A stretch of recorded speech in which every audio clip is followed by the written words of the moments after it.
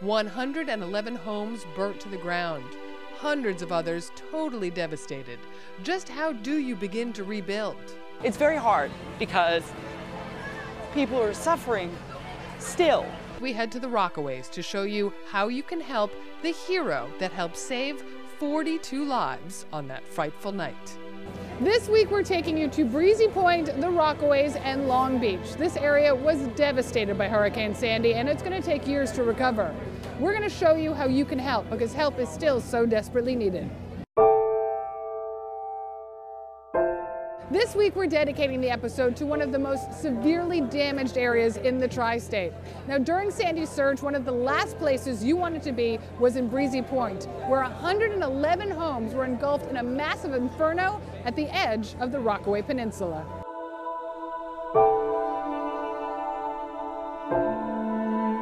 When we arrived in Breezy Point, we were shocked by what we saw.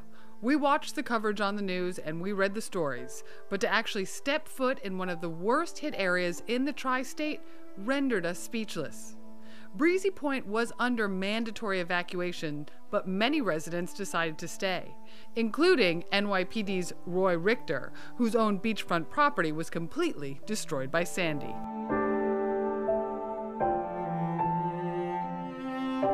He took me a few blocks east to show me the remains of the neighborhood where that fire raged, and to explain what happened here that night. This house in the corner caught fire. Not quite sure how it caught fire, either from electrical spark that hit a gas line, but after that house in the corner caught fire, the wind was whipping so strong and so fast. The embers were shooting and basically hitting other houses, attaching to it and burning those houses. But every single home here was completely destroyed. He also saw the house of his childhood destroyed. Only the deck that he and his father rebuilt years ago still stands. This deck I had actually built with my father. We built it the last. As you can see, the planking, we used 2x6 versus the regular 1x6 planking. And we put the flagpole right in the middle of the deck because it was something that we were proud of, my father and I. And this house survived. Actually, I shouldn't say this house survived. The deck and the flagpole survived amongst devastation. And it actually became important to me that I came back a day or two after the fires and the hurricane to hang a flag on the flagpole. And the flag is a flag that came from my Uncle Jack's coffin.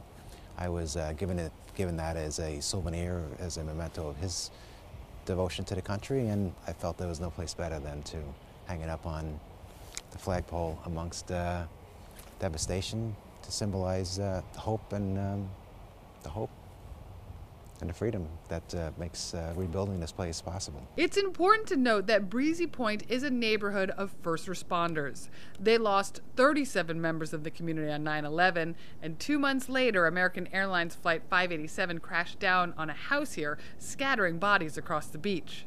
But on the night of Sandy's surge, the Point Breeze volunteer firefighters not only worked diligently to contain the flames of the 6-alarm fire, but they were also busy putting out fires started by the enormous embers, the size of cinder blocks, that were swept up by Sandy's winds, threatening other areas of the peninsula as well. Their efforts saved 42 lives on that frightful night. Fire Chief Martin J. Ingram is a true hero. It's like Noah's Ark. We had people, dogs, cats in the back of it, and unfortunately, because we were driving in 4 feet of salt water, we had a bow wave of about 5 feet. We know, all the experts tell us that the diodes, the truck is within 6 months is going to be falling apart. We've already seen signs of it, so it did its job, and that was the important thing. It lost the whole community, and it's sad that we lost 111 homes. It is the biggest fire in the city of New York since 1860, but nobody died. And that is an incredible miracle, and this one of the proudest things we are of that night.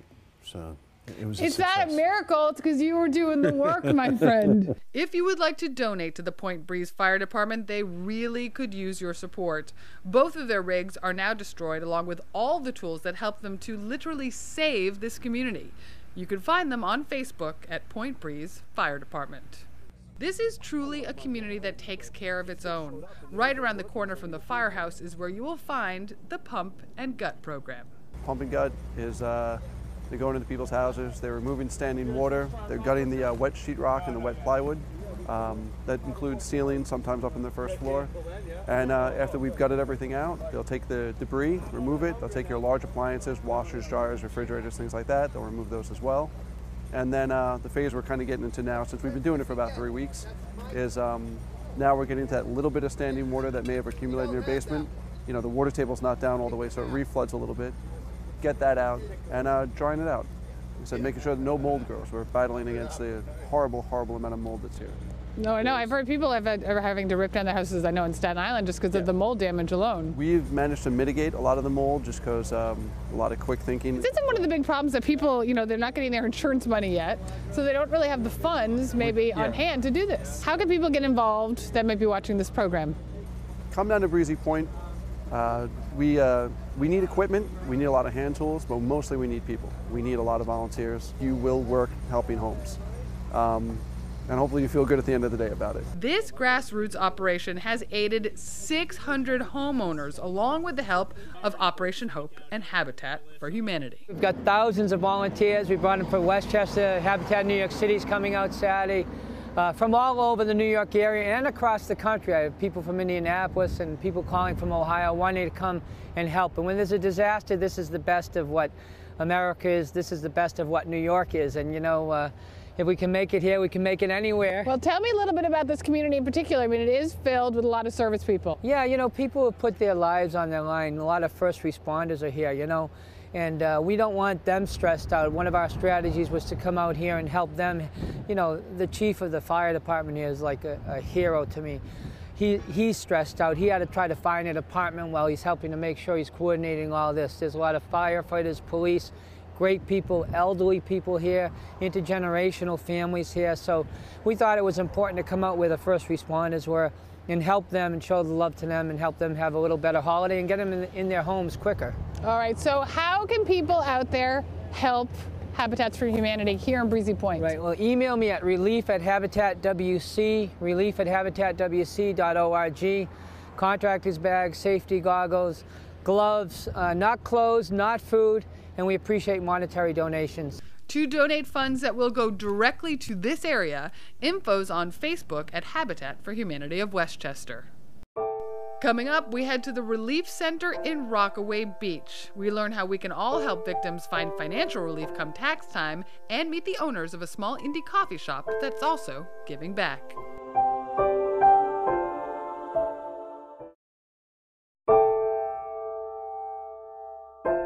Now, just a few miles down at Rockaway Beach, the effects of Sandy are also devastating. And what remains of the iconic boardwalk has been transformed into a jumbled mess of planks and debris.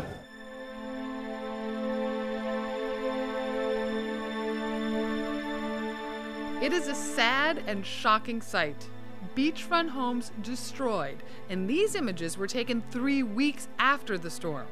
Families are trying to recover, gutting homes and removing debris.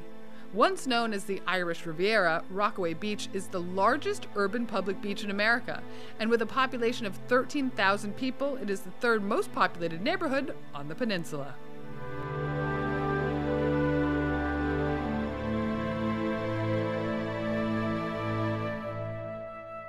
This area has experienced utter devastation. And what do you do when your house is in ruins, you still have no power, no hot water, no food?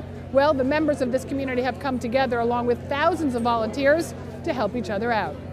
We are a St. Francis de Sales relief operation, that's how we call it. We started this on day 3. I personally arrived here on day 3 because a community member, a friend of a friend, called me. I have experience on disasters simply because I've done missions in the tsunami, and we ran one of the largest camps in Haiti after the earthquake, so it was kind of expected of me to come and help. Well, it's amazing to me here that some people still don't have power. Well, that will be the turning point for this community to really get out of the emergency state. What we did creating the warming center, what we call the one-stop shop, is basically we thought we could be much more productive by educating the community what are the official steps for you to get the power back. you know, LIPA is actually working, you know, 24 hours to try to restore it, but there is some steps that the community has to do internally to make sure that your, you know, electric box is actually properly working, in order not to, you know, cause more damage just by putting the power on right away. So what we thought we could be successful in this kind of still high level of emergency was, let's create a warming center, which is not a shelter. People do not sleep here overnight, but they just come here from 9 to 6 p.m. and they can get hot meals, they can stay in a warm environment, but they also can get proper information from LIPA, from National Grid. We have set up a station where you can execute FEMA registrations, simply because the key element that was missing in the equation was, yeah, I wanted to register, but I don't have a computer and internet at home. So the one-stop shop is actually working harmonically. We had an incredible response for the community to help their own community. A lot of volunteers came over to help, but also we had a lot of support from the official, from the mayor's office, from OEM, Senator Adobo, Senator Gillibrand has really pledging personal support and official support. If you want to volunteer at the Rockaway Relief Center, just head on down and ask for Oscar. He may put you to work helping folks in their homes, or he may assign you to help serve the 1,300 hungry people they are still feeding on a daily basis. Behind the lines, we met volunteer Veronica Mosey, who is fearful that this facility may soon be shut down. It's very hard because people are suffering still. And a lot of people, to be honest with you, they say, oh, these people have money, but it's an even playing field. You know what I mean? I'm sorry, I feel like it didn't. It's an even playing field. And somebody who doesn't have money, whose house gets wiped out, still is a house that's wiped out. All right? They need help too, and they need a place to come, and they need, you know, people come in, I say, how you doing? You know, I try to get to know them or whatever. They said, I'm tired of being cold, but they don't complain very much. They really don't. They just say, well, we're gonna try our best and see what we can do to get this thing together, but they don't. Nobody's really complaining. Volunteers have come from all over. Some even traveled from New Orleans, and groups across the tri-state are showing support. I work for the Ashling Irish Centre in Yonkers, New York, and we've been sending volunteers out to the Rockaways on a daily basis and accepting donations from the local community, and in general just trying to help with the relief efforts. Why is it important for you guys to help? Because everybody the phone started ringing as soon as the disaster hit. People started ringing, seeing what they could do, what could they donate, their time, their donations, anything that we asked for. Plus, this is a very Irish neighbourhood as well. It just was the first place we came, so we got to know it and concentrated our efforts here. Coming up, we head to Long Beach, where homes and businesses are still suffering. We learn how we can help change legislation to provide more financial support for those affected by Sandy, and stop by a local coffee shop with a big heart.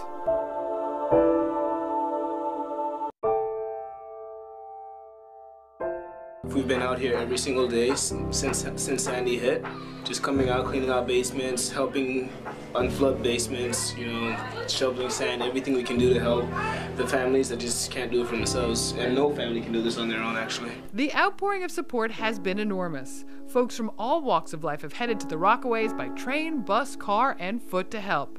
Many of these volunteers are from the group Mormon Helping Hands, a program that mobilizes members of the Church of Jesus Christ of Latter-day Saints. We lost everything, but with people like you, we know everything's going to be all right. And we had faith in God, and we're just so grateful. Thank you so much for everything. I can't tell you how much it means to us. I guess I felt like there was a need for more volunteers on the ground. There need to be more people there actually helping, and, tearing out drywall and doing the really difficult manual labor. So I thought that I could put together a film that might motivate people to go out there. Filmmaker Joshua Brown's video of the effort is truly inspirational. The church has this Mormon Helping Hands program that it's worldwide, so they do a lot. It's basically the humanitarian arm of the church, so they go into war-torn areas or even just cleaning up city parks, and they wear these yellow vests to sort of help the public sort of identify who they are and what they're there to do. Thank God. Because for the first week there was nobody here. It was like there was, the firehouse was shut down because of the flood. Very few policemen, no National Guard, no FEMA, no LIPA, no National Grid. no matter what you believe or don't believe in God at all, I think all service is equally valuable. And those people don't see any difference. They don't care if it's coming from Mormons or from Muslims or atheists or whatever. It's just that those people, they need help, and they're grateful for it to whoever's giving them that help. This is why I came on a mission to help the people of New York, whether it be preach the gospel or unflood a basement.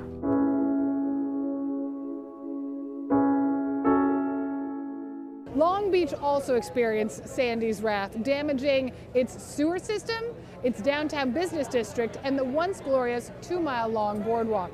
So how much will it cost to rebuild? $200 million, and that's more than double Long Beach's annual budget. Now, for those who have experienced damage, come tax time, one can claim a casualty loss. But as CPA Andrea Parnas explains it, under current tax law, one cannot deduct the full amount of the damage. You may want to listen closely to how we can help change legislation to fully benefit Sandy victims. On your tax return, you have the ability to take a casualty loss, and a casualty loss it's a bit complicated, but basically what your loss is after insurance has covered you. So right now, legislation is really set up for the individual loss. If one person, let's say their car gets totaled and they're underinsured, so it's set up for those types of situations. This casualty that we have right now is affecting thousands, if not hundreds of thousands of people. They've lost their homes, all their belongings, etc. So what we'd like to do is have people contact their state senators, their Congress people, their assembly people. They can write in and request that the tax law be adjusted or made more lenient, which will allow them to get rid of the 10% base. And the way that's calculated is if you have adjusted gross income of $100,000, you have to exceed 10% of that adjusted gross income. So if your W-2 is $100,000, and that's all you have, your adjusted gross income is $100,000. You would have to have a loss, let's say, of $60,000 minus this 10%, which would be $10,000, netting you $50,000 loss, and that loss would possibly be deductible on your tax return. That would at least save you some tax money. It would enable you to get a refund, help you rebuild. The reason we ask for this change in legislature is because it affects a lot of people. It's not one limited situation. It's many people who were really hurt. So if you feel strongly, contact your local representatives. How will this help? The difference in this case would be $10,000, which could go a long way towards rebuilding. As we've witnessed, food is still needed for first responders who have stepped up to volunteer, and one organization that could use your support is Island Harvest, the largest food bank on Long Island. They have distributed over 1 million pounds of food since Sandy hit. Island Harvest started 20 years ago with a woman who had a desire to help people in need. She saw our local 7-Eleven in her town throwing out sandwiches, and she thought that, that can go to some place that needs it. So she decided to get a group of her friends together, and they sat around a kitchen table, and they decided to go to the shelters and take all the 7-Eleven food and distribute it. And that's how it started. So 20 years later, we're now the largest food bank on Long Island, distributing more than 2.8 million pounds of food to all food shelters and soup kitchens and food pantries on Long Island. And every single day, our volunteers are there to help us and helping distribute this food. We have 11 trucks that go out. Depending on the area that we have to go into, we're either police escorted, and we have our bullhorn in hand, and people know that Island Harvest is here for them. And 97 cents of every dollar donated will go directly towards relief. For info on donating, go to islandharvest.org. Coming up, local businesses that were not damaged are pitching in all over the tri-state. We asked you on Facebook who deserves some credit, and you sent us to a small coffee shop with a big heart.